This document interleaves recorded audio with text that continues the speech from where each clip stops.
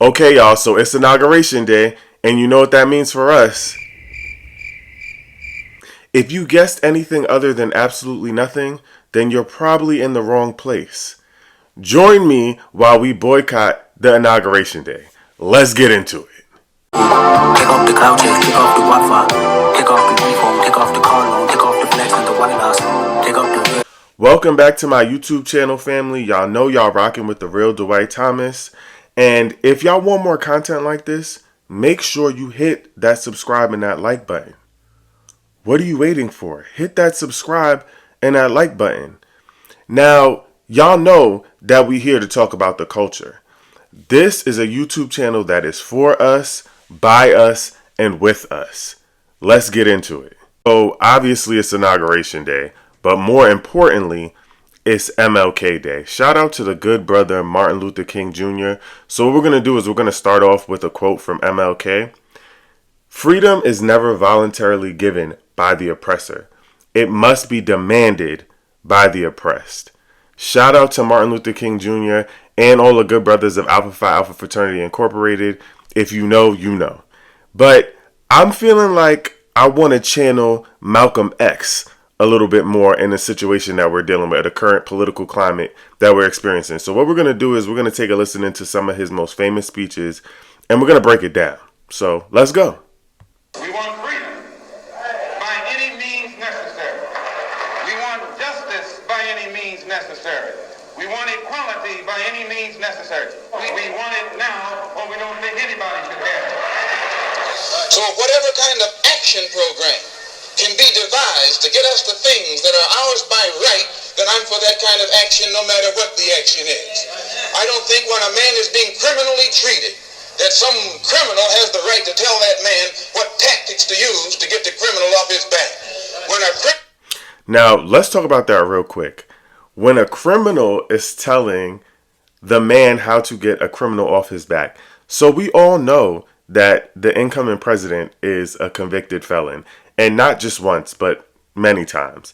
And so it's so ironic that even in this present day, his words resonate with us. But also, any means necessary. I feel like I appreciate Brother Martin, but his approach was to make peace amongst groups. I like Malcolm X's approach much better because it forces people to do things. It forces us to make change. But also just the irony of a criminal, and he wasn't talking about Donald Trump, but the irony of a criminal being on our backs is so ironic. But I'm gonna let him continue. Criminal starts misusing me, I am going to use whatever is necessary to get that criminal off my back. And the injustice that has been inflicted upon Negroes in this country by Uncle Sam is criminal. Don't blame a cracker in Georgia for your injustices. The government is responsible for the injustices. The government can bring these injustices to halt. And it's crazy that he says that, right? It's like, when you think about this election, it's so weird because you could blame all these like small town people in red states that voted for Donald Trump, but this is really a symptom of a larger problem, which is the government. And I think that's something that we need to stay focused on. And I appreciated that Malcolm was always ready to dismantle or take down the government versus trying to find ways to get us to work together, because that never worked. What you and I have to let the man know is we are peaceful people. We're loving people. We love everybody who loves us. But we don't love anybody who doesn't love us.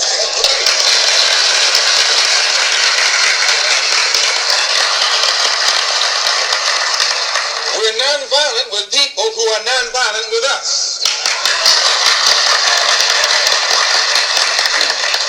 But we are not nonviolent with anyone who is violent with us. That's a word, because I feel like all too often there's this image that they try to portray of us as black people, that we're dangerous people or that we're inherently aggressive. And the irony behind it is that we're actually not. And we are not violent with anyone who's not violent with us. And so the response to violence is usually violence, and then we get called violent. But we are a peaceful people.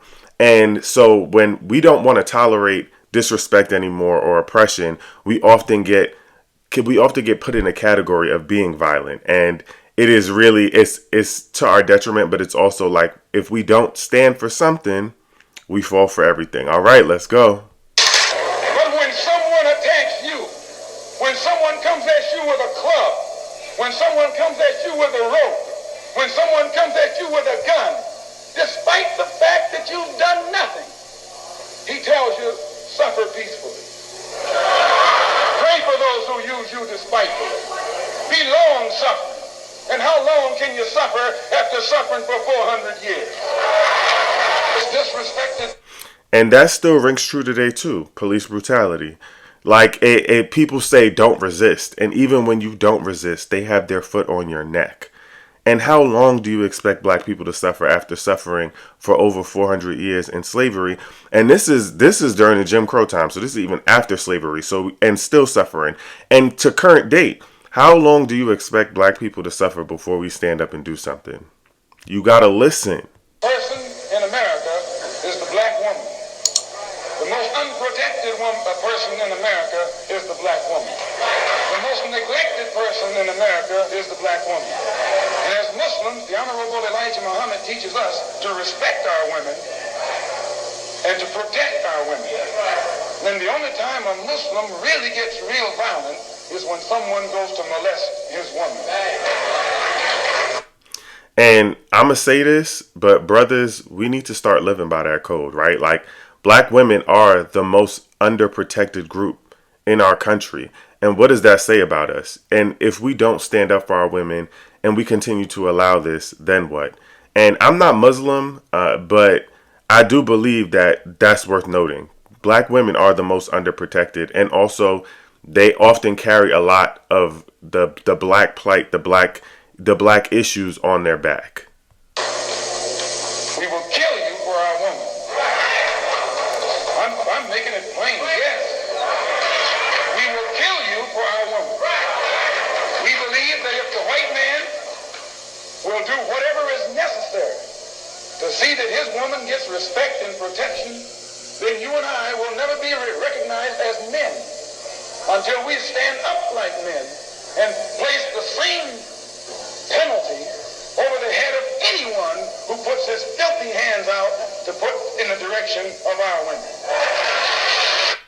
And it's ironic to me because there's a lot of men who currently say that women are not like doing what women do, whatever it is, or they don't want to be submissive. And it's like, this is the type of energy that women want men to have. How are you protecting women? How are you making sure that they feel safe? Are you willing to kill for that woman? You know what I'm saying? And so you can't say that you want to be the man of the house and protect and provide, but you're not protecting. You're not protecting? Okay. That whenever a people come to the conclusion that the government which they have supported proves itself unwilling or proves itself unable to protect our lives and protect our property because we have the wrong color skin. We are not human beings unless we ourselves band together and do whatever, however, whenever is necessary to see that our lives and our property is protected.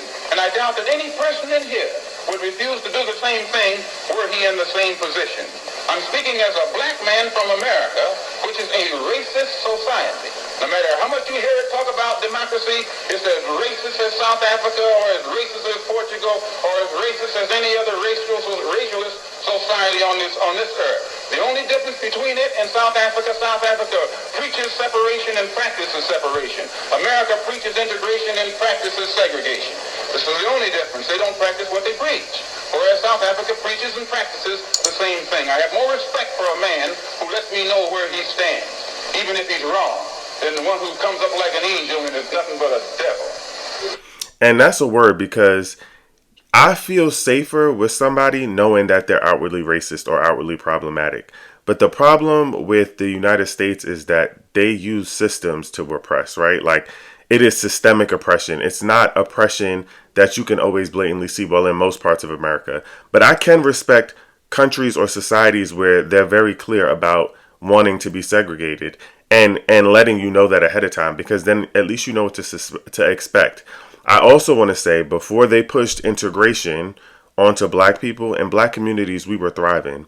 Tulsa, Black Wall Street, black schools were thriving when kids were in segregated spaces, because studies have shown that black kids and black people thrive when they're able to learn from and be around people that look like them and learn actual facts about their history versus the watered down, washed up history that they try to teach us, which is basically that we were only in chains. And the only way we can bring about a change is to talk the kind of language, speak the language that they understand. The racialist never understands a peaceful language. The racialist never understands the nonviolent language. The racialist, he's spoken his language to us for 400 years. We have been the victim of his brutality. We are the ones who face his dogs that tear the flesh from our limbs, only because we want to enforce the Supreme Court decision. We are the ones who have our skulls crushed, not by the Ku Klux Klan, but by policemen, only because we want to enforce what they call the Supreme Court decision. We are the ones upon whom water hoses are turned with pressure so hard that it rips the clothes from our back. Not men, but the clothes from the backs of women and children. You've seen it yourself. Only because we want to enforce what they call the law. Well, anytime you live in a society supposedly based upon law, and it doesn't enforce its own law because the color of a man's skin happens to be wrong, then I say those people are justified to resort to any means necessary to bring about justice where the government can't give them justice. And that's a word, but I also want us to remember that they still haven't even made the Ku Klux Klan illegal.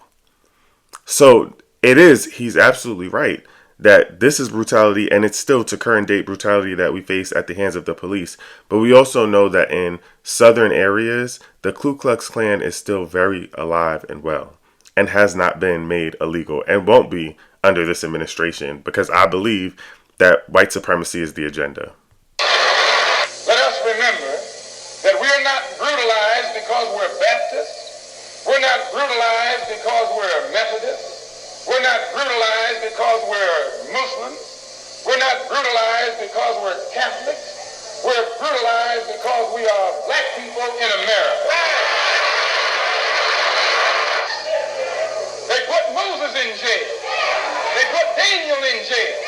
Why, you haven't got a man of God in the Bible that wasn't put to jail when they started speaking out against exploitation and oppression.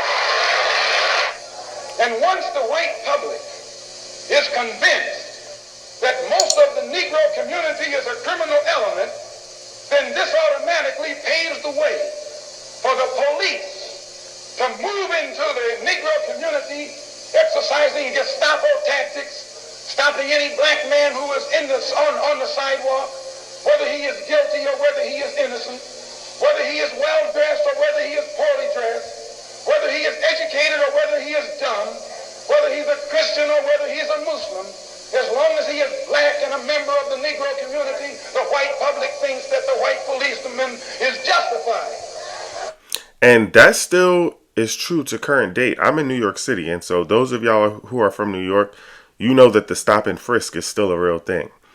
And it's supposed to be at random, but it targets black people, black and brown people, majority black men. And the police have the right to do it. They've just changed the way that they do it. They've changed the way that slavery looks. That's what they've always done. They're moving the goalpost. In going in there and trampling on that man's civil rights and on that man's human rights. Who taught you to hate the texture of your hair? Who taught you to hate the color of your skin to such extent that you bleach to get like the white man? Who taught you to hate the shape of your nose and the shape of your lips? And that anti-blackness is real, and it runs rampant through our community. Lighter-skinned black people are seen as more pretty, more beautiful, but also there's self-hate that comes with it. It took us many years to get to a point where we understood and loved the way that we look. But let's not forget that society still tells us that we're not beautiful. They tell us that by way of not giving us certain brand deals, or not having us in certain ads, or trying to put what they believe is beautiful in front of us. And usually what they believe is beautiful is rooted in whiteness. Who taught you to hate yourself from the top of your head to the soles of your feet? Who taught you to hate your own kind? Who taught you to hate the race that you belong to? So much so that you don't want to be around each other. No, before you come asking Mr. Muhammad, does he teach hate? You should ask yourself, who taught you to hate being what God gave you? And that feels real to me about all of them people that's on that stage tap dancing, shucking, and jiving for Donald Trump. Who taught you to hate yourself? Where did you learn that? It's a learned helplessness. Y'all just go anywhere. It's like some of y'all will do anything for $1, but I believe it's rooted in self-hate and anti-blackness. And I, for one, as a Muslim, believe that the white man is intelligent enough. If he were made to realize how black people really feel and how fed up we are without that old compromise and sweet talk. Stop sweet talking. Tell him how you feel. Tell him what kind of hell you've been catching, and let him know that if he's not ready to clean his house up, if he's not ready to clean his house up, he shouldn't have a house. It should catch on fire and burn down.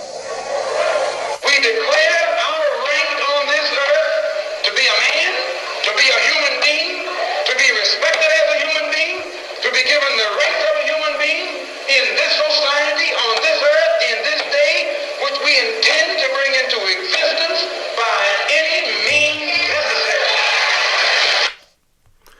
That any means necessary really hits home. But I also feel like what he was saying was when he said, you don't have to say it politely. You don't have to tell them that we're fed up politely. I feel like he was talking about respectability politics and code switching. Like, we as a people have gotten into a space, and we also hold each other to that the respectability politic, right? When Auntie Kamala was running in the race, everybody was trying to tone police her and tell her how she should speak and if she's being too radical. But what we've seen historically is that radical is what caused change. And instead, I feel like as a people, as black people, we have a tendency to try to police how we speak or police what we say and try to whitewash it or dumb it down. And that's the perfect transition to my good brother, Uncle Godfather Tupac Shakur. How hip-hop rap music in the beginning, or a song like Grandmaster Flash is the message, where basically they were saying, it's like a jungle sometimes. I wish, I wonder how I keep from going under. The whole root of what that song was basically saying, look, these are the problems here.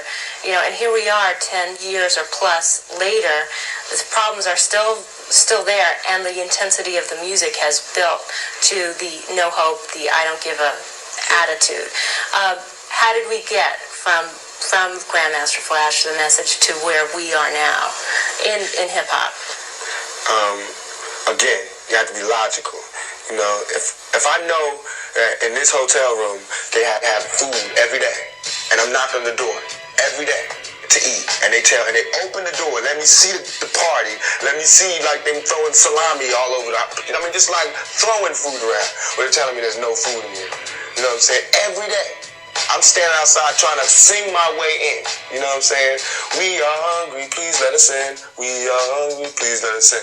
After about a week, that song is going to change to we hungry, we need some food.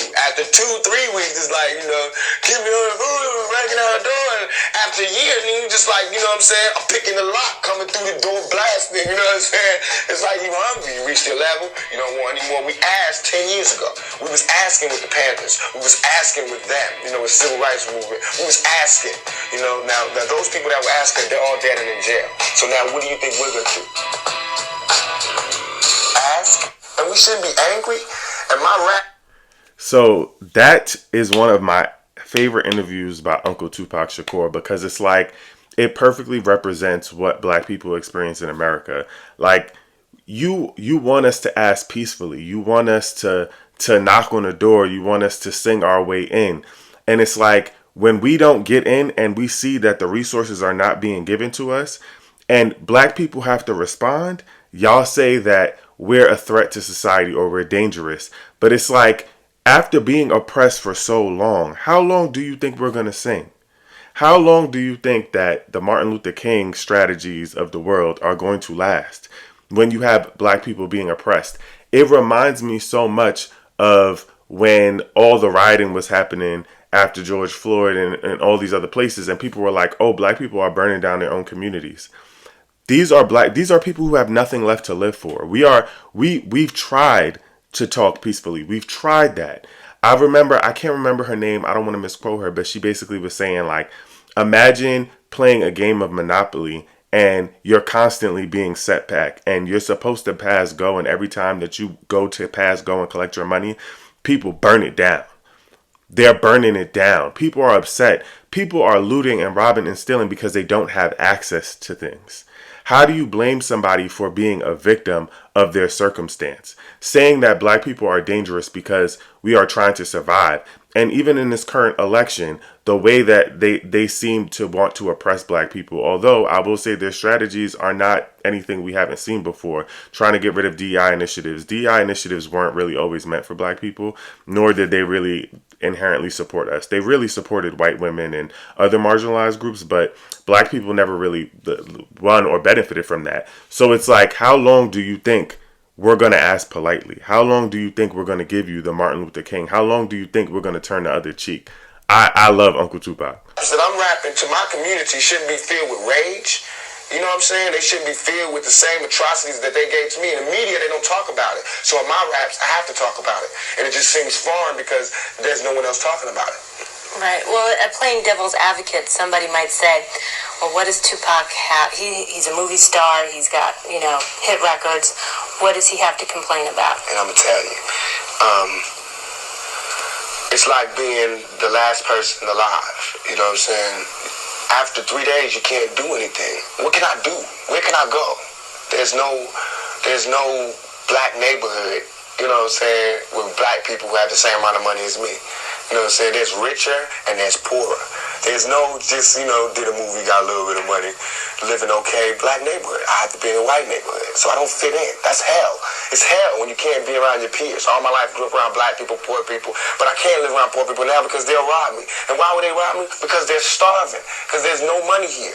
But they're telling me, now that I made a little money, I have to move here. So it's not like no one's ever trying to deal with this section. They're just moving away from it. And we're gonna have more stars coming from the ghetto, but they're gonna all move this way. You know what I'm saying? So it's like all the society is doing is leeching off the ghetto.